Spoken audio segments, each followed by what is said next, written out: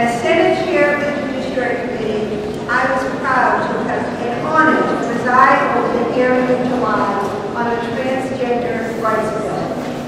I'm a co-sponsor of the bill, but I have to say that I found the testimony that day from transgender individuals and their families and friends to be extraordinarily moving.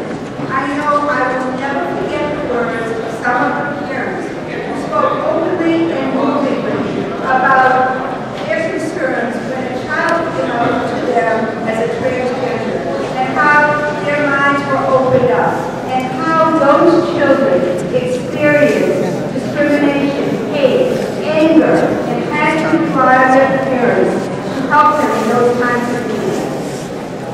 I'm sure I don't need to remind you there's a lot of ignorance out there, and far too many transgender victims of that ignorance. We heard that day in July from many opponents of the bill, some of whom made the most outlandish claims. We could not believe what we heard. Massachusetts does have a hate crime statute, and it recognizes the special nature of hate crimes.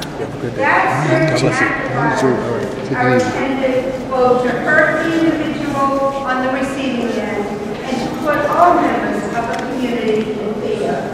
That law works. We currently provide protection from hate crimes on the basis of race, religion, ethnicity, disability, and sexual orientation. And I'm proud that we do that. But experience has taught us the most painful way. It's time now to include gender identity, because I don't need to tell you that transgender people suffer disproportionately from violent crimes. That is why we must enact the Transgender Bill, and it must include the expansion of the hate crimes law. I know I'm not telling you anything new. I know you all agree with me when I say the bill is not about its detractors. There are many opponents who feel it's controversial and who misunderstood the bill or are ignorant of the issues or don't want to hear the truth, because that's always the fact. It's better not to hear the truth. They're just uncomfortable. Get over it.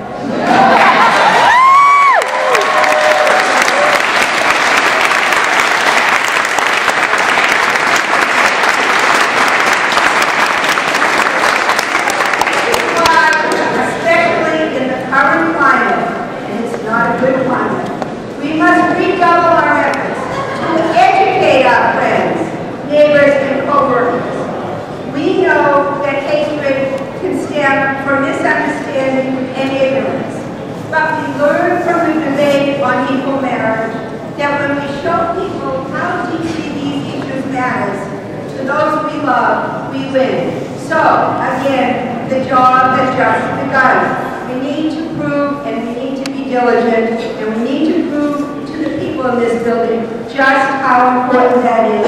And then the people in this building will have to prove it to everybody else. We're all there together. Thank you for asking me.